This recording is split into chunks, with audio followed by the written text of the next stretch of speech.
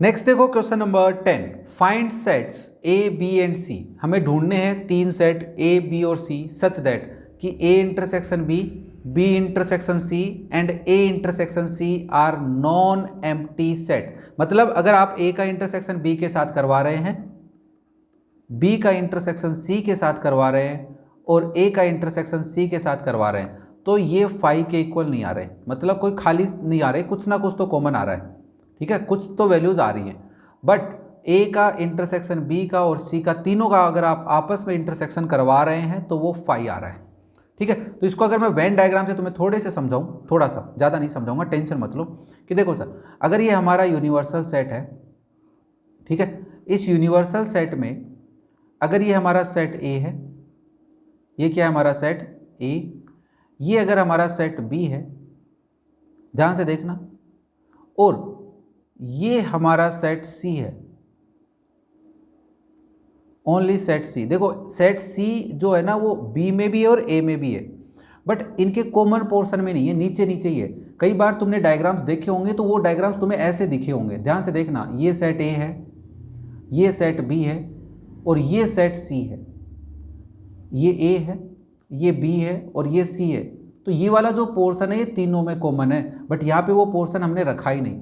मतलब ए और सी में कुछ कॉमन है, बी और सी में कुछ कॉमन है, ए और बी में कुछ कॉमन है, बट तीनों में कुछ कॉमन नहीं है। क्या ये डायग्राम समझ में आ रहा है भाई? अरे कोई ऐसा तो नहीं है जिसको डायग्राम समझ में नहीं आया? जिसको समझ में आया एक बार कमेंट करके बताए मुझे। ओके नाउ अब हमें ऐसे कुछ नंबर सोचने हैं। मान लो तुमने लेट किया कि ए सेट ले लेता हूँ सर मैं, 1 2 3 4 5 6, बड़े बड़े ले लेते हैं आराम से। बी सेट ऐसा ले रहा हूँ कि जिसका इंटरसेक्शन ए के साथ करवाऊँ तो कुछ कॉमन आए। मान लो मैंने कहा 1 आ गया, फिर 2 नंबर और ले लिए मैंने, 7 और 8। अब थोड़ा सा छोटा ले लेता हूँ। फिर मैंने कहा सी सेट में ऐसा ले रहा हूँ कि जिसका, देख ध्यान से देखना, ए का इंटरसेक्शन बी के साथ क्या कॉमन आ रहा है कुछ। देखो यहाँ पे लिख देता हूँ कि ए का इंटरसेक्शन अगर मैं बी के साथ कर रहा हूँ तो उसमें एक एलिमेंट कॉमन आया 1। अब अगर मैं बी का इंटरसेक्शन सी के साथ कराऊँ तो कुछ कॉमन आना चाहिए, और ए का इंटरसेक्शन सी के साथ करवाऊँ तब भी कुछ कॉमन आना चाहिए। मैंने कहा ए से तो मैं 2 उठा के ले आया, और बी से क्या लेके आ गया मैं, 7 लेके आ गया, और एक एलिमेंट मैंने नया डाल दिया 9। तो मैंने कहा अगर मैं बी का इंटरसेक्शन सी के साथ करूँगा तो क्या कॉमन आएगा? सर बी का इंटरसेक्शन सी के साथ करोगे तो 7 कॉमन आएगा। ठीक है, अगर मैं ए का इंटरसेक्शन सी के साथ करूँगा तो क्या कॉमन आएगा? तो आपने कहा 2 कॉमन आ रहा है क्या? देखो 2 सेम है।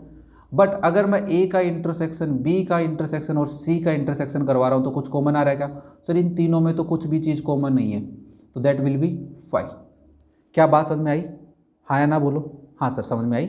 अब तुम चाहो तो इसके लिए और भी एग्जाम्पल सोच सकते हो, तुम्हारा मन करे उतने एग्जाम्पल सोचो, अच्छे तरीके से लिखो। तो ये हमने कहा फाइंड सेट्स, वो सेट्स ढूंढिए ए बी सी जो ऐसा बिहेव करते हो। मैंने इसका वेन डायग्राम भी बनाया, यहाँ पे आप 1 लिख सकते हो ए इंटरसेक्शन बी में, बी इंटरसेक्शन सी में यहाँ पे 7, यहाँ पे कुछ लिखा नहीं जा रहा, मैं यहाँ पे लिख देता हूँ 7।